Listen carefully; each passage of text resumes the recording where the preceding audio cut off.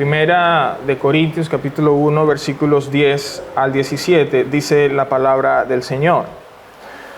Les ruego, hermanos, por el nombre de nuestro Señor Jesucristo, que todos se pongan de acuerdo, que no haya divisiones entre ustedes, sino que estén enteramente unidos en un mismo sentir y en un mismo parecer.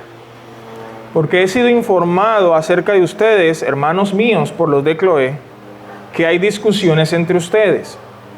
Me refiero a que cada uno de ustedes dice: yo soy de Pablo, otro yo de Apolos, otro yo de Cefas y otro yo de Cristo. ¿Está dividido Cristo? ¿Acaso fue Pablo crucificado por ustedes? ¿Fueron bautizados en el nombre de Pablo? Doy gracias a Dios que no bauticé a ninguno de ustedes excepto a Crispo y a Gayo, para que nadie diga que fueron bautizados en mi nombre. También bauticé a los de la casa de Estéfanas. Por lo demás, no sé si bauticé a algún otro, pues Cristo no me envió a bautizar, sino a predicar el Evangelio, no con palabras elocuentes, para que no se haga vana la cruz de Cristo. Señor, reconocemos nuestra incapacidad y una vez más te rogamos tu asistencia. Obra en nuestros corazones, obra, Señor, en nuestra mente, de manera que podamos ver tu gloria en la faz de Cristo. Amén. Amén. Hermanos, a manera de introducción, cuando perdemos de vista nuestra meta u horizonte, somos como el que sale de viaje sin saber para dónde va. Como dice el dicho, el que no sabe para dónde va, cualquier bus le sirve. El creyente y la iglesia tienen una prioridad que no pueden descuidar: la predicación del Evangelio. Pero para lograr esta meta y centrarnos y mantenernos en ella, vamos a tener que luchar. Vamos a tener que luchar. Y una de las cosas que vemos aquí en Corinto es un problema de divisiones. Parece que tenían muchas enemistades y conflictos entre los hermanos. Este conflicto se va a abordar casi hasta el capítulo 4 de Corintios. O sea que hoy vamos a ver como una especie de primera parte. Pero en el versículo 10 nosotros vamos a ver en primer lugar, y por eso he titulado este sermón La prioridad de una iglesia bíblica. En primer lugar, ¿cuál es la petición de Pablo? Versículo 10. Les ruego, hermanos. Ese rogar es como cuando uno pide misericordia. Les ruego, hermanos, por el nombre de nuestro Señor Jesucristo. Aquí el apóstol Pablo está invocando en qué autoridad. ¿Quién es el que está demandando esto? Más que Pablo, es el Señor Jesucristo.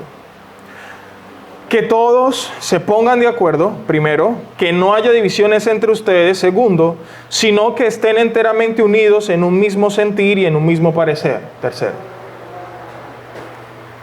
La primera petición que hace Pablo aquí es que se pongan de acuerdo.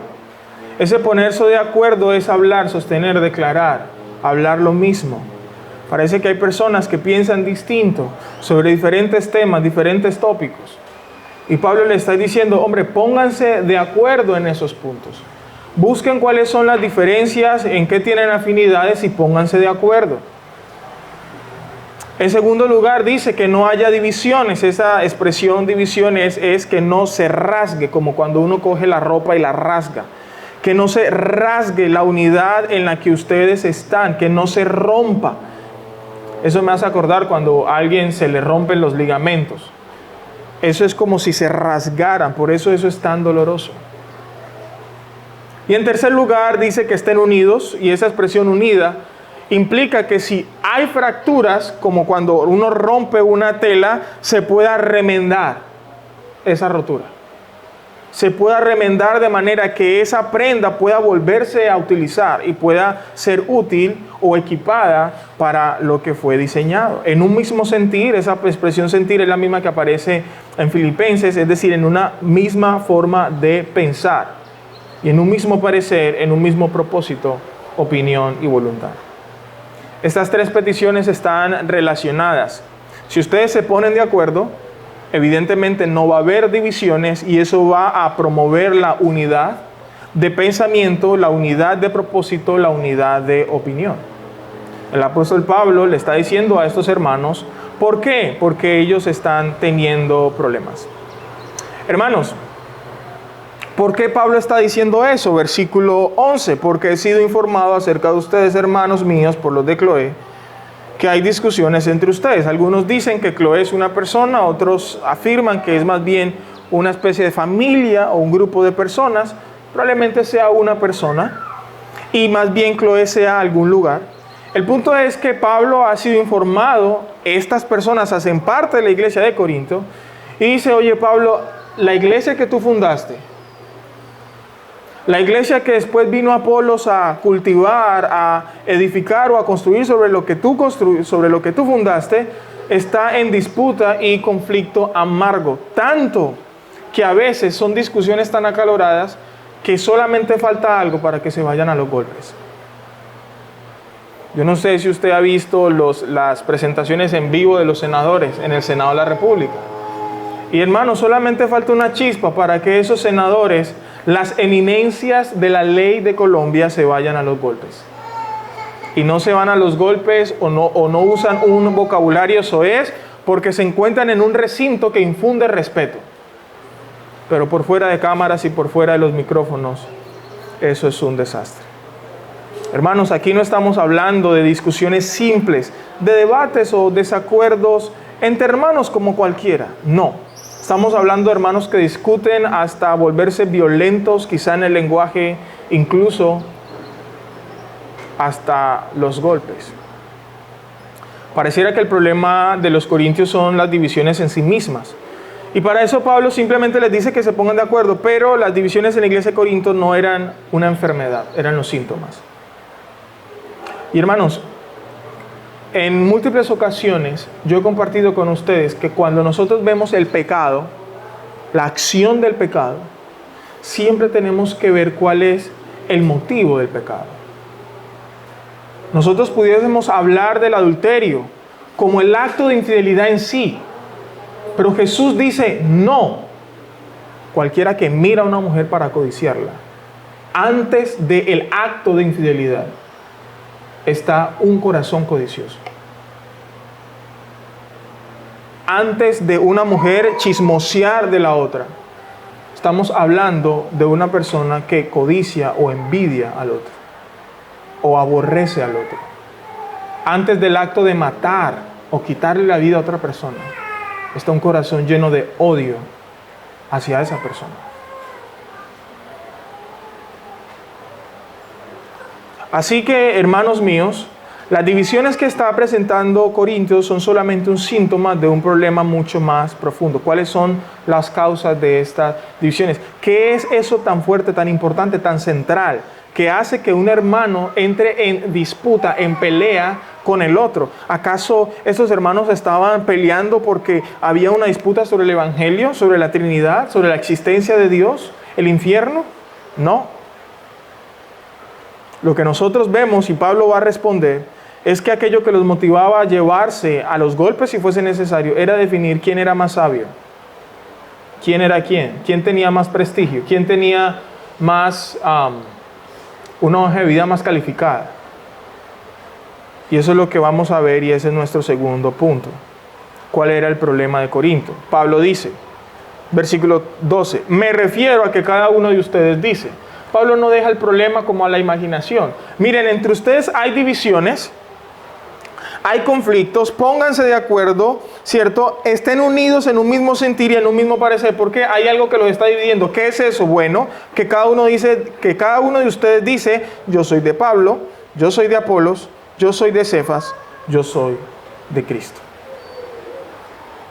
Estos hermanos están informando a Pablo acerca de qué es lo que está generando conflicto en esta iglesia. Hay una petición y ahora vamos a ver por qué Pablo pide eso, y es el problema que intenta solucionar. Esta iglesia tiene partidos religiosos. No usemos partidos políticos, pero tienen partidos religiosos. El partido de Pablo, el partido de Apolos, el partido de Cefas y el partido de Cristo. Sería algo así como los pablianos, apolisianos, cefasianos y cristianos.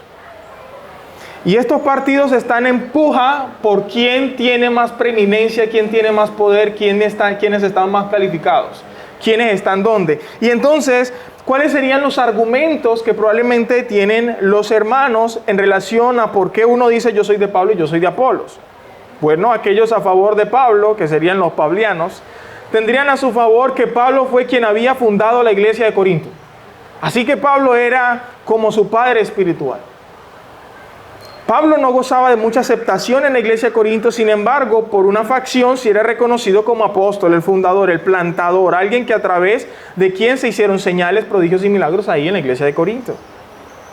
Sin embargo, Pablo, como sabemos por otros textos, entendía que todas estas cosas para él eran como basura. Ante el mundo, él estaba orgulloso de que lo tomaran por sentenciado, como digno de muerte, como espectáculo para el mundo, necios por amor de Cristo, débiles, sin honra, hambrientos, sedientos, mal vestidos, maltratados, sin tener dónde vivir. Así que nunca estuvo en su intención considerarse como alguien en quien se pudiera la persona gloriarse o sentirse orgullosa. Es decir, aunque los hermanos de Corinto están diciendo yo soy de Pablo, Pablo nunca tuvo ni la intención ni la motivación de colocarse en ese lugar. Es la iglesia de Corinto la que está haciendo esto. La iglesia de Corinto está haciendo algo que Pablo de manera taxativa rechaza y rechazaría. Sin embargo, nosotros también vemos que Pablo, aunque fue el fundador, Pablo no era tan bueno con las palabras.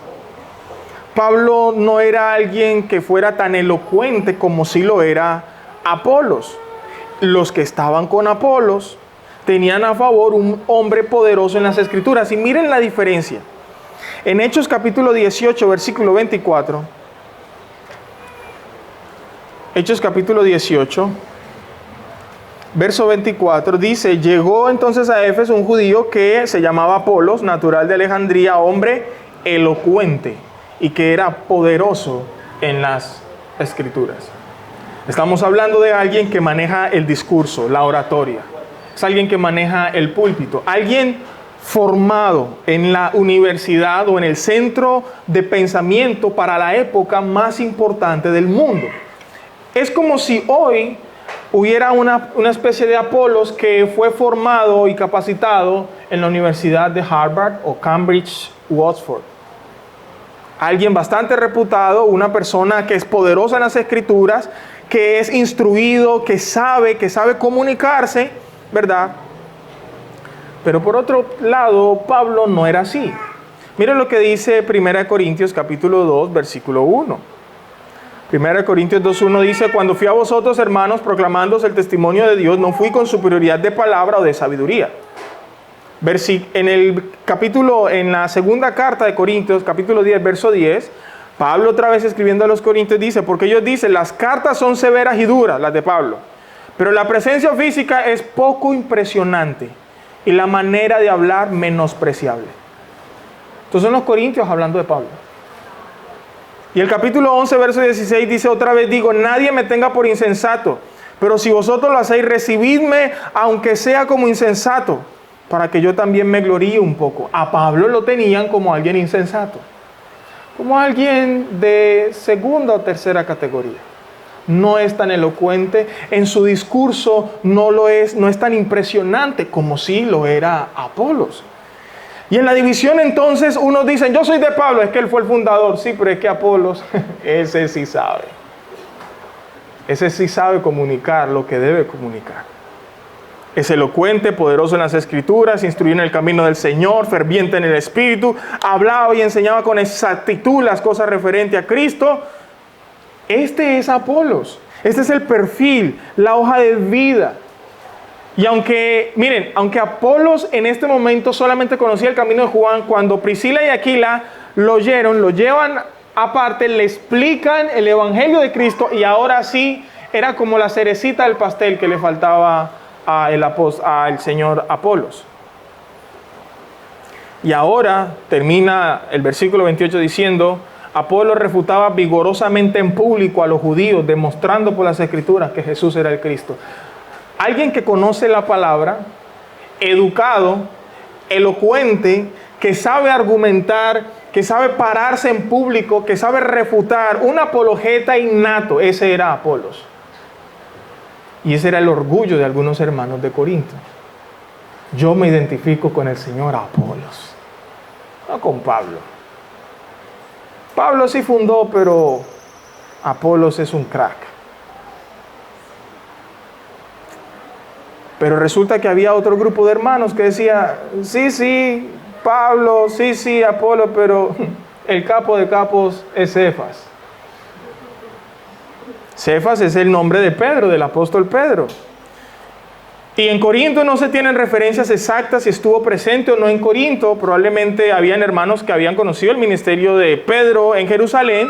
Y como todos empezaron a migrar, llegaron allí a Corinto. Y dirán algunos, sí, Pablo es apóstol, sí, Apolos es muy elocuente, pero resulta que Pedro estuvo con Cristo.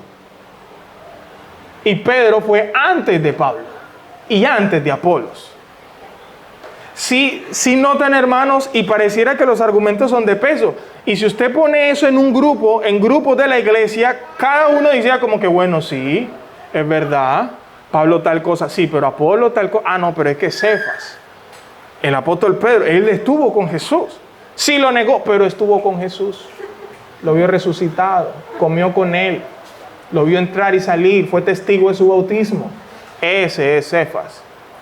Él nunca ha estado aquí, pero estuvo con Jesús. Hermanos, finalmente, fungiendo quizá como más espirituales, terminan los más religiosos. Yo soy de Cristo. Y Cristo es el Señor. De Pedro, de Pablo y de Apolos. ¿Verdad? Y pareciera que estos suenan muy espirituales, pero ellos también estaban siendo parte de la división. Ellos también estaban discutiendo y peleando. Porque Pablo dice, unos dicen, soy de Pablo, de Apolos, de Cefas, y otros, yo soy de Cristo. Y estamos peleando por eso.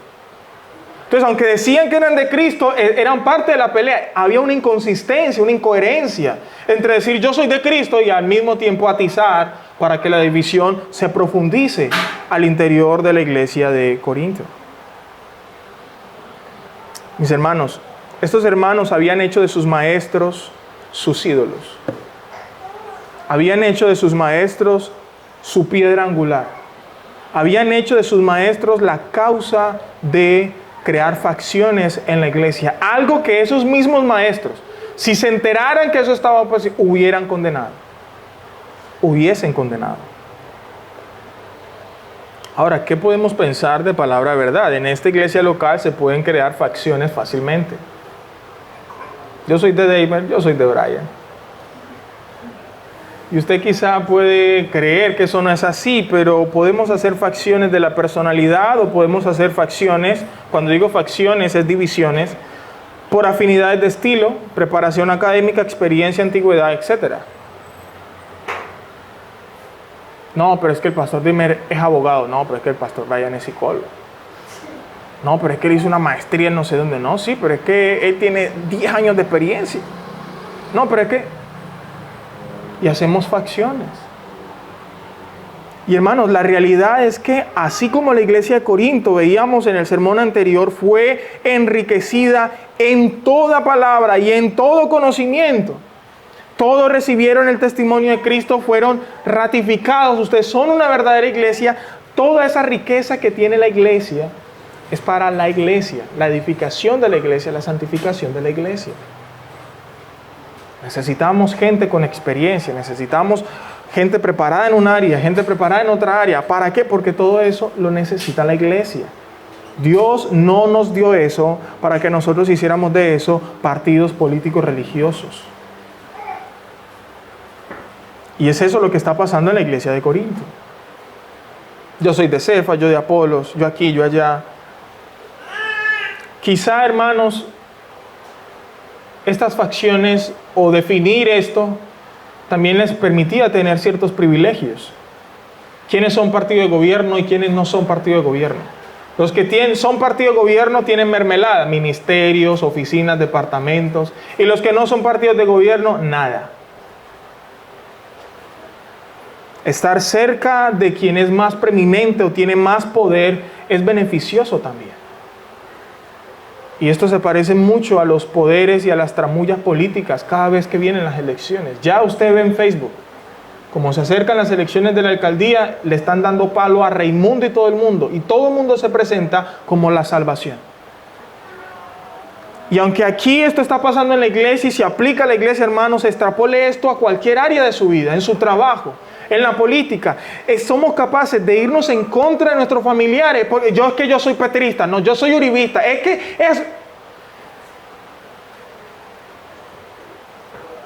Y empezamos a dar argumento tras argumento, argumento tras argumento, buscando poner a esas personas como si fuesen el todo de nosotros.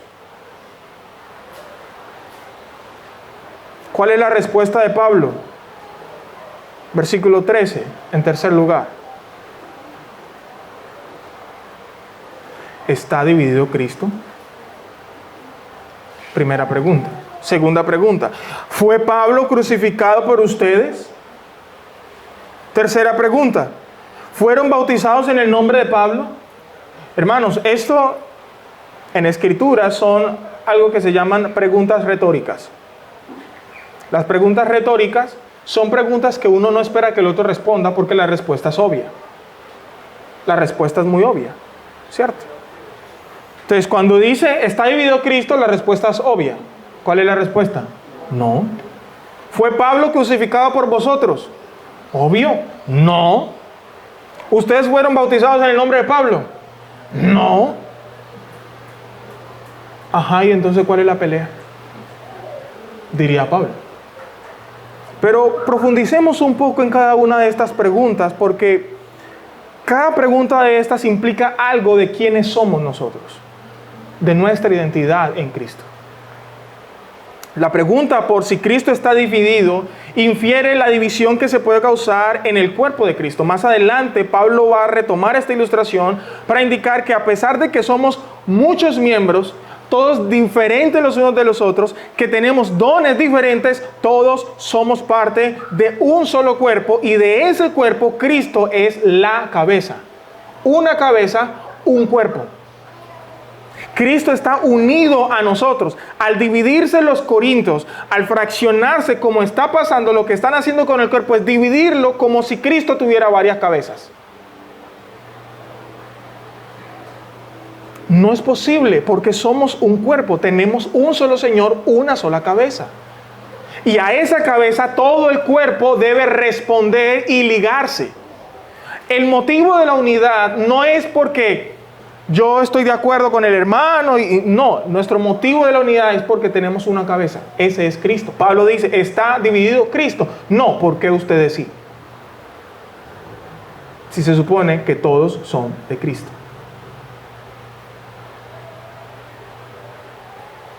Cristo no está dividido, por tanto, en la iglesia no debieran haber divisiones. No pueden haber divisiones, fracturas, rasgados. No, tenemos un solo Señor. ¿Acaso fue Pablo crucificado por nosotros? La pregunta por la crucifixión es notoria. Su respuesta clara es, obviamente que no. Puesto que quien murió en la cruz no fue Pablo, fue Cristo. Y es a Él a quien debemos lealtad y devoción absoluta. Parece que aquí hay un conflicto de lealtades. Yo soy de Pablo. Pablo dice, venga. ¿Por quién es? ¿Quién fue el que murió en la cruz? ¿Fue Pablo o fue Cristo? Hermanos, cuando nosotros vemos a Cristo crucificado, esto que están haciendo los corintios es algo superfluo, sin valor, un sinsentido. ¿Dónde encaja eso? ¿Dónde encaja esa división? ¿Dónde encajan esas peleas con relación a la obra que hizo Cristo por nosotros? Y entonces Pablo por eso dice, les ruego, hermanos, por el nombre de nuestro Señor Jesucristo, el que murió en la cruz, el que pagó el precio de sus pecados, el que entregó su vida por ustedes, el que los salvó, el que los ha enriquecido con toda palabra y conocimiento. Por ese, estén unidos, no hagan divisiones. Fue Cristo quien murió por ustedes. Y finalmente, la pregunta por el bautismo denota pertenencia. En primer lugar, una vez somos bautizados, ese paso de obediencia abre las puertas de ingreso a la membresía del cuerpo de Cristo. Ese bautismo fue hecho en el nombre del Padre, del Hijo y del Espíritu Santo. Allí fuimos sepultados, muertos a nuestra vieja vida y resucitamos a nueva vida en Cristo. Romanos capítulo 6, verso 3 al 5. Dice, ¿no sabéis que todos los que hemos sido bautizados en Cristo Jesús, hemos sido bautizados en su muerte? Por tanto, hemos sido sepultados con Él por el medio del bautismo para muerte, a fin de que como Cristo resucitó de entre los muertos por la gloria del Padre, así también nosotros andemos en novedad de vida. Porque si hemos sido unidos a Él en la semejanza de su muerte, ciertamente lo seremos también en la semejanza de su resurrección. Hermanos, el bautismo es un símbolo de pertenencia, de filiación. Muero a mi vieja vida, resucito a vida nueva en Cristo. Fuimos sepultados en su muerte para ser resucitados en vida nueva. Entonces Pablo dice, ustedes fueron bautizados en el nombre de Pablo. Pablo los puede hacer morir a una vieja vida y hacerlos resucitar a una vida nueva. No. Y entonces, ¿por qué están alegando y peleando por eso? Es ilógico, es irracional, no tiene sentido ese tipo de discusiones. Señores y señoras, el bautismo, desde este sentido, es un símbolo de pertenencia, de unión e identidad con aquel en cuyo nombre somos bautizados, es decir, en Cristo. Fuimos bautizados en el nombre de Cristo. Cristo fue quien murió por nosotros y somos parte del cuerpo de Cristo. Cristo es nuestra cabeza, Cristo es nuestro Señor, Cristo es nuestra identidad. Pero en segundo lugar, Pablo da evidencias de que aun si los hubiera bautizado, el hecho de haberlos bautizado no implica absolutamente nada. Versículo 14, doy gracias a Dios de que no bauticé a ninguno de ustedes excepto a Crispo y a Gallo, para que nadie diga que fueron bautizados en mi nombre. También bauticé a los de la casa de Estéfanas, por lo demás no sé si bauticé a algún otro. ¿Y qué es lo que está haciendo Gallo, Crispo y Estéfanas? Estéfanas es probablemente la persona que le lleva la carta a Pablo. Las preguntas que tiene la iglesia de Corinto es probablemente quien se la lleva, porque al final del texto nosotros vamos a ver en 1 Corintios 16, 15, dice, os exhorto hermanos, ya conocéis a los de la casa de Estéfanas, que fueron los primeros convertidos de Acaya y que se han dedicado al servicio de los santos. Crispo fue un oficial de la sinagoga en Hechos capítulo 18, versículo 18, cuando Pablo llega a Corinto a predicar. Una vez Crispo se convierte, ¿verdad? Abandona la sinagoga y ahora otra persona lo reemplaza en la sinagoga. Gallo es hospedador de Pablo cuando él escribió la carta de Romanos. En Romanos capítulo 16, versículo 23 dice, Gallo, hospedador mío y de toda la iglesia os saluda. Erasto, el tesorero de la iglesia de la ciudad, os saluda, y el hermano Cuarto. Pablo tenía hermanos con los que trabajaba, con los que permanecía unido, de diferentes lugares, de diferentes ciudades, de diferentes trasfondos, pero él trabajaba con ellos, tenía una afinidad con ellos. A estas personas Pablo bautizó y ninguna de estas personas ha hecho de Pablo ni su Señor, ni su jefe, ni su gran maestro. Pablo los tiene a ellos como hermanos y ellos tienen a Pablo como un hermano. Entonces, aun si el apóstol Pablo hubiese bautizado a los hermanos de Corinto, Pablo les está diciendo, aun si lo hubiera bautizado, eso no importa. Ustedes siguen siendo parte del cuerpo de Cristo. Cristo fue quien murió por ustedes. Cristo es su Señor. Fue en su nombre que fueron bautizados. Mis hermanos, la lógica del apóstol Pablo es esta. Si somos un cuerpo y Cristo no está dividido, ¿por qué ustedes están haciendo divisiones? Hermano, la división en la iglesia es algo que incluso el mismo apóstol Pablo condena. Acompáñenme por favor a Tito.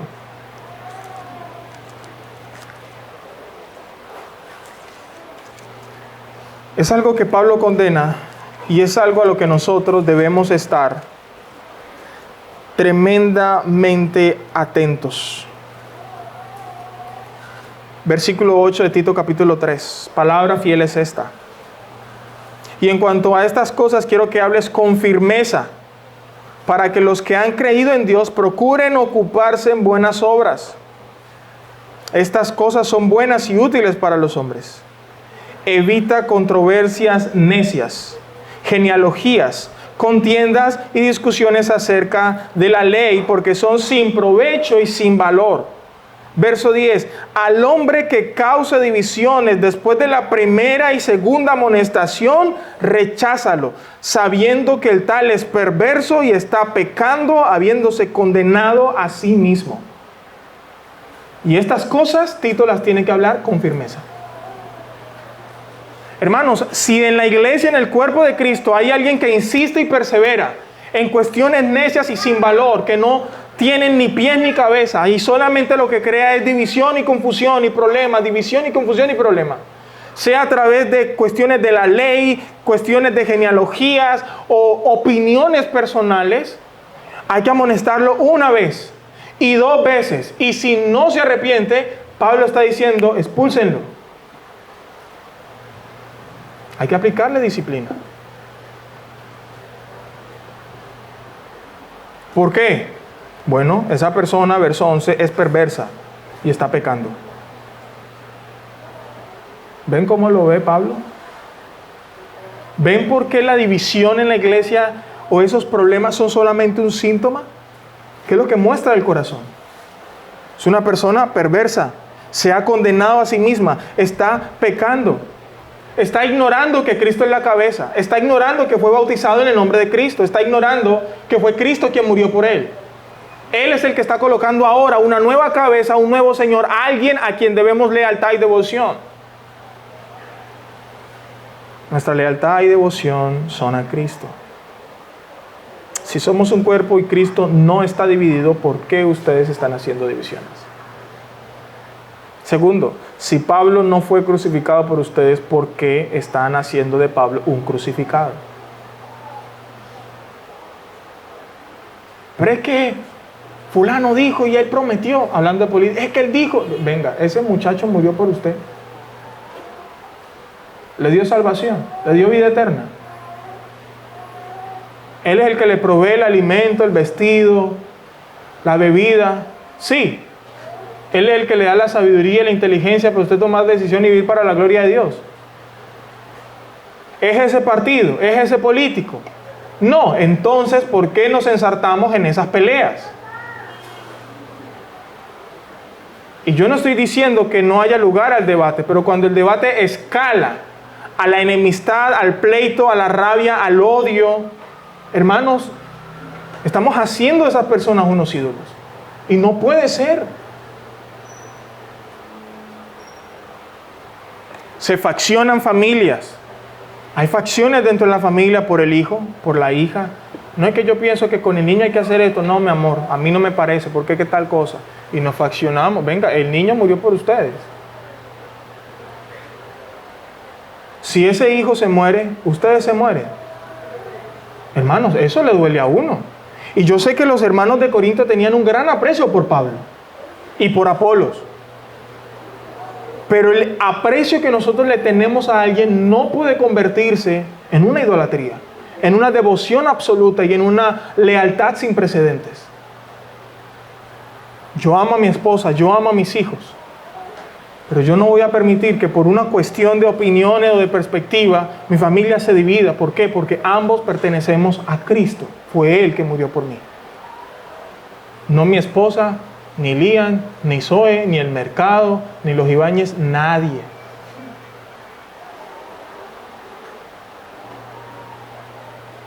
Hasta por unas compras nos dividimos. Como si, mejor dicho, como si esa compra nos hubiera bautizado, nos hubiera regenerado. Es que si no tenemos eso, no. Y peleamos hasta las máximas consecuencias. Pero esto se da porque se da. No.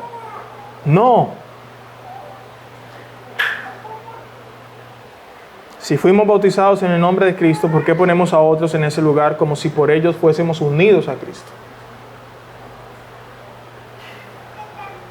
Mire, hermanos, yo he compartido eso varias veces. Cristo murió por mí. Lo demás no importa. Cristo murió por mí. A mí me acusan, a mí me critican, hablan, Cristo murió por mí. ¿Quién es el que condena? Dios es quien justifica. No me importa más. Cristo murió por mí. Y es a Él a quien le debemos lealtad y obediencia. Finalmente, mientras los hermanos estaban haciendo de definir quién era el mayor o el mejor o el más sabio, o definir quién tenía más relevancia o estatus dentro de la iglesia de Corinto, mientras ellos estaban haciendo de eso su prioridad, el apóstol Pablo sabía cuál era su prioridad, y esa es la prioridad que tiene que tener el cristiano y el creyente. Mire lo que dice 1 Corintios: pues Cristo no me envió a bautizar, sino a predicar el evangelio. Entonces, ¿cuál debe ser la centralidad? El evangelio. Hermanos, es en el momento en que nosotros nos desligamos del evangelio, nos olvidamos del evangelio, que todo esto empieza a surgir. Deje de hablar del evangelio en su vida matrimonial. Facciones van a empezar a aparecer, divisiones van a empezar a aparecer. ¿Por qué? Porque el lugar que no ocupa Cristo, algo más lo tiene que ocupar. O algo o alguien. Siempre todo pecado implica olvidarme de Dios y olvidarme del evangelio. Cuando yo robo, me olvidé que Dios lo ve todo y es dueño de todo.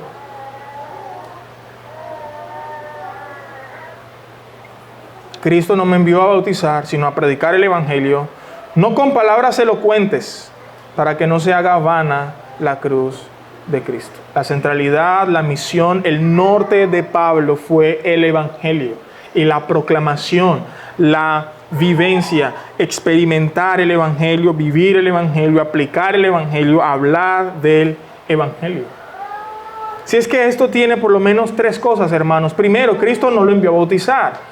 La intención de Pablo aquí no es menoscabar la ordenanza del bautismo, sino que si ponemos en una balanza bautizar y predicar, predicar tiene mayor peso que el bautismo. ¿Por qué? Bueno, como diría un comentarista, bautizar es algo relativamente sencillo. Si hablamos del acto de bautizar, ¿qué es bautizar? Una piscina, o un río, o un mar, un lugar donde haya agua.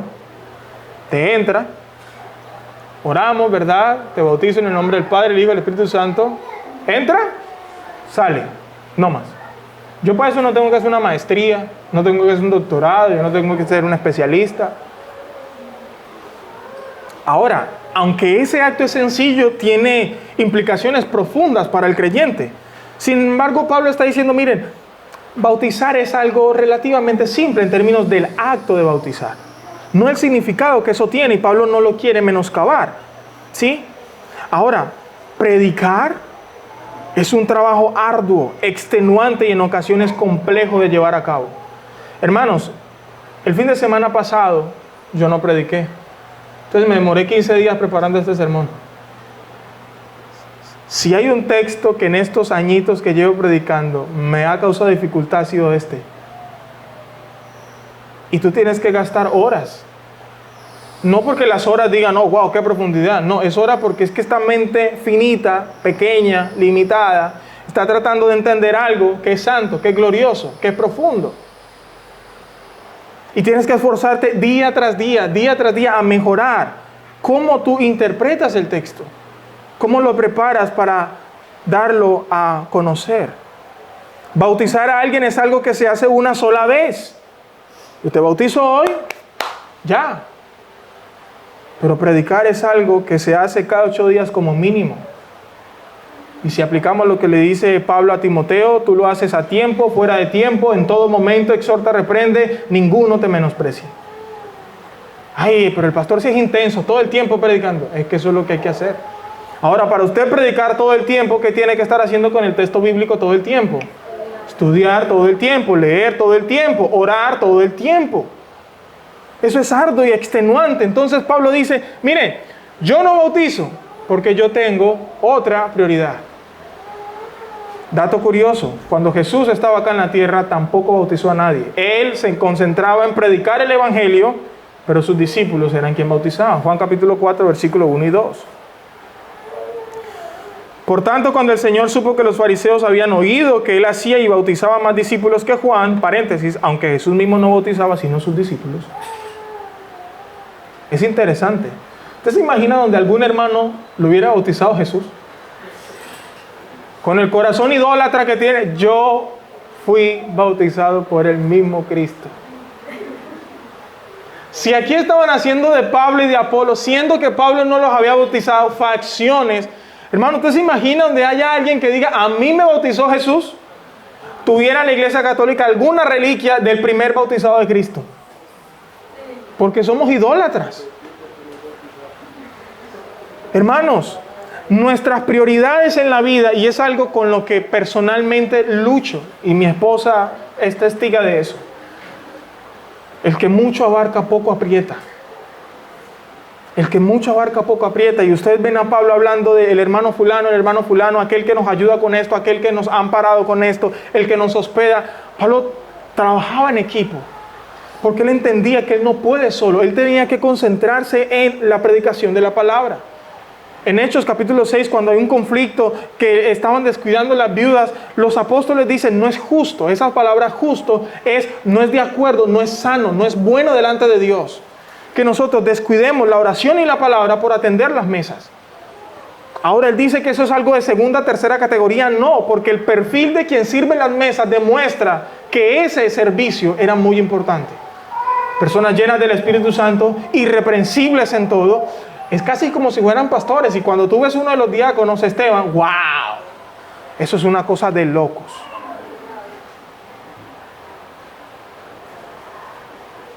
Pablo tenía una prioridad. Y esa debe ser nuestra prioridad.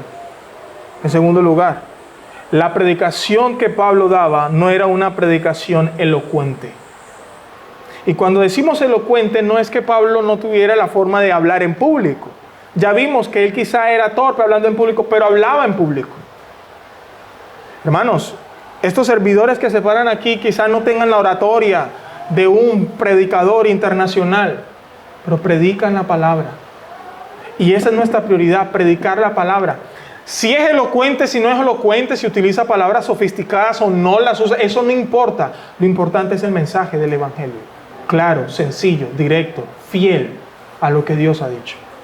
Y Pablo dice, no fue con palabras elocuentes, y al pertenecer a la cultura de Corinto, que tenía mucha influencia griega, lo vimos en la introducción, era bastante común encontrar oradores con un discurso elocuente, sofisticado y arrollador. Ejemplo de eso es el mismo Apolos.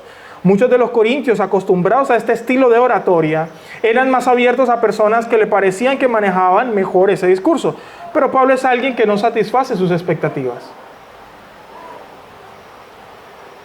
Es alguien pobre en oratoria, como veíamos fácilmente, que comparado con Apolos sería un ignorante, un insensato. La predicación ha de ser sencilla en su comunicación, pero hermanos, profunda en su poder. Jesús, el sabio de sabios, el Hijo de Dios, Dios hecho carne.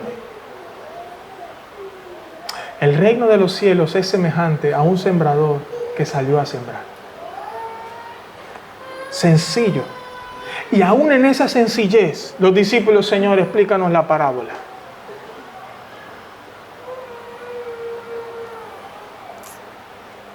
Hermanos, nosotros no podemos maquillar el mensaje. Quizá la audiencia puede dictar a veces el contexto de cómo uno debe hablar, pero el sentido del mensaje, la esencia del mensaje, no puede ser cambiada solamente para agradar a las personas.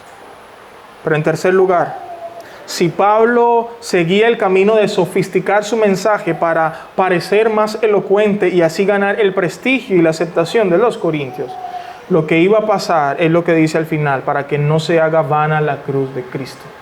Hacemos vana, sin valor, vacía la cruz de Cristo, lo que Él hizo por nosotros, cuando nosotros hacemos eso. Alguien mencionó, revestir la historia del Calvario con densos teoremas habría sido vaciar de significado la cruz de Cristo. Habría sido como destripar el Evangelio, sacarle todo. Es algo parecido como cuando usamos términos menos ofensivos y así despojamos de valor la palabra de Dios. Por ejemplo, no hablamos de pecado, sino de cosas que no te permiten crecer como persona. No hablamos de arrepentimiento, sino oportunidades de crecimiento. No hablamos de mentiras, sino tú eres como muy vivo. Deja la viveza. Eso es pecado.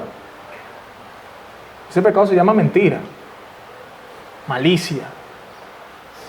Uy, pastor, pero tú sabes que en este tiempo uno tiene que saber qué. No, es que la gente qué.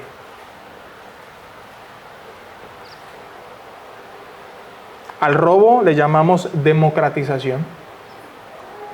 Al infierno llamamos oscuridad. Y a la ira de Dios le llamamos disgusto. Dios está disgustado contigo. Hermanos, cada una de estas cosas puede ejemplificar la forma como queremos ser más sabios que Dios. Compartía con los hermanos el viernes, hablando de la Trinidad, que cuando hablamos de esa doctrina y quizás otras que puede aplicar, hermanos, no busquemos términos para hacer entender lo que es complejo de entender. Usemos lo que dice la Biblia. Cuando lo hacemos así, estamos confiando en la palabra de Dios, cuyo poder es intrínseco, es natural, no en nuestras palabras. Cuando cambiamos el Evangelio y lo adornamos con nuestras propias palabras elocuentes, lo que estamos haciendo es decir, mira, Señor, si tú lo hubieras escrito así como yo lo estoy diciendo, la gente cree, tú no estás viendo, la gente viene. ¿Tú por qué usaste que la ira y el... No, esos términos, Señor, esas palabras, no. Porque uno usaste otra forma, otra manera. No. Hacemos parecer a Dios ignorante, poco sofisticado, y a nosotros como sabios y muy sofisticados. La misión de Pablo entonces no era ni bautizar, ni tampoco ser el más elocuente, ni un reconocido orador evangélico. Su misión era predicar el evangelio tal cual se lo habían encomendado y no vaciar de valor la cruz de Cristo. Más adelante vamos a ver ese texto donde Pablo dice, yo predico a Cristo y a ese crucificado. Punto. Esto implica, hermanos, que cuando caemos en las divisiones tal como lo vemos en Corintios, estamos afirmando que lo importante es la oratoria, no la predicación. Lo importante es el nombre y la reputación del predicador, no la predicación. Lo importante es su ascendencia, su trascendencia, no la predicación. Lo importante es su experiencia, no la predicación.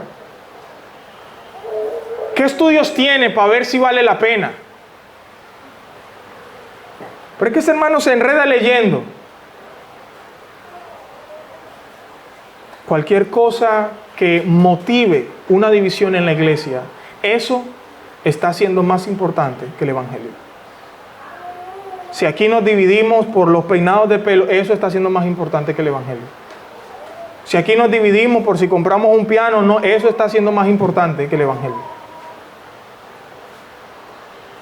Que si las sillas son blancas o café, eso está siendo más importante que el evangelio. Que si votamos por perencejanito, entonces eso se está volviendo más importante que el evangelio. Hermanos, cualquier cosa que en la iglesia cause divisiones está siendo más importante que el evangelio. Aplique eso en su familia. Si algo en su familia está causando divisiones y conflictos, eso se está volviendo más importante que el evangelio. Si el hijo se está volviendo en causa de conflicto, eso se está volviendo más importante que el evangelio. El evangelio nos llama a ir a Cristo, a ser leales a Cristo, a obedecer a Cristo, a buscar a Cristo, a imitar a Cristo, a ver a Cristo, el autor y consumador de nuestra fe.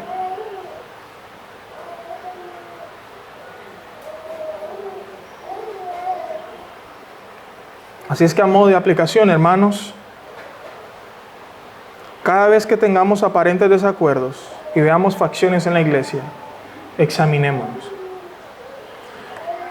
No les dé miedo tocar un problema. No les dé miedo abrir la caja de Pandora. Saque todo lo que tenga que sacar. Diga todo lo que tenga que decir. Necesitamos conocer nuestros corazones, necesitamos examinarnos a nosotros mismos, necesitamos ver qué es eso que está captando más nuestra atención que el Evangelio. Y a menos que nosotros confesemos nuestros pecados y nosotros nos examinemos a nosotros mismos, eso va a permanecer allí. No le dé miedo. Pastor, necesito hablar con usted, dígame. Mi hermana, necesito hablar con usted, vaya. Pero no permita que esas raíces de amargura crezcan en su corazón. Hable con quien tenga que hablar. Y no cree facciones, grupitos. Aquí estamos los que no sé qué, aquí estamos los que no sé qué, aquí estamos los que no sé qué. No. Cristo no está dividido. El motivo de la petición, versículo 10 nuevamente, les ruego, hermanos, por el nombre de nuestro Señor Jesucristo.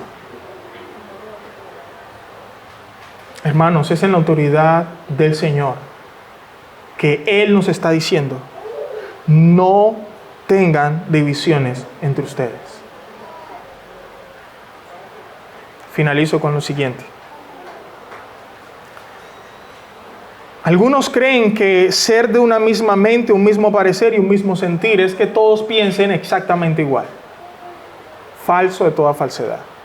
Precisamente en una iglesia tan rica como la de Corinto, tan diversa como la de Corinto, como lo es palabra de verdad, es inevitable que hayan desacuerdos. Es inevitable que un hermano diga, por ejemplo con el logo, un hermano me dijo, ay no sé hermano, la personita ahí en las manos como que no me gusta. Yo, ¿por qué? No, mi hermano, es cuestión de gusto. Y yo, perfecto. Él entiende, él sabe, es cuestión de gustos. Entonces no vamos a hacer del muñequito del logo un problema. Y entonces, no. Entonces, cuando hablamos del mismo sentir es entender en qué nivel están nuestras conversaciones. ¿De qué estamos hablando? ¿Cuál es el problema a resolver? Y podamos estar dispuestos a llegar a un punto central. Pero cuando se afirman las divisiones y las contiendas, cuando yo estoy en mi punto y yo premeditadamente decido en mi corazón no ceder. Mi hijo no va para ese colegio. Dime, pa, no, lo que pasa es que tengo que... No, pero no, ¿por qué? Porque no, porque ya dije, yo soy el papá y punto. Pero no. Y es un no, no, no y no. ¿Por qué? Porque no. Un no porque no, un sí porque sí. No, hermano, siéntese. Y aunque usted tenga buenos argumentos, guarde una partecita de esos argumentos para darle la posibilidad de que sí. Eso no implica que usted le vaya a decir que sí. O usted vaya a aceptar el punto del otro. Pero usted en su corazón está dispuesto a hacerlo. Si no tiene los argumentos, usted le presenta lo suyo, hermano, pero es que mira, yo creo esto. Yo no lo había visto así. Tienes razón. Dar la razón no me hace menos que el otro. ¿Está dividido Cristo? ¿Quién fue crucificado por mí? ¿Quién, en el nombre de quién fui bautizado? ¿Cuál es la prioridad? A mí no me interesa ser mayor o menor que el otro, ganarle o no la discusión al otro. A mí me interesa es que Cristo sea exaltado en toda nuestra manera de vivir. Y si eso implica ceder, pues cedo. Estar unidos en una misma mente y en un mismo sentir es estar dispuesto a llegar a acuerdos. ¿Por qué? Por el nombre de Cristo, que Él sea glorificado en todo. Yo debo estar dispuesto. En una relación de pareja pasa lo mismo. Yo no quiero comprar un televisor, pero yo sí. ¿Y por qué? Por esto, por esto, ¿y por qué no? Por esto, por esto, por esto. Yo tengo que estar dispuesto a llegar a un punto. Y si lo que se llegó no es lo que yo quería, yo lo acepto gozoso, porque Cristo fue exaltado y glorificado. Él es mi Señor. A Él es quien sirvo.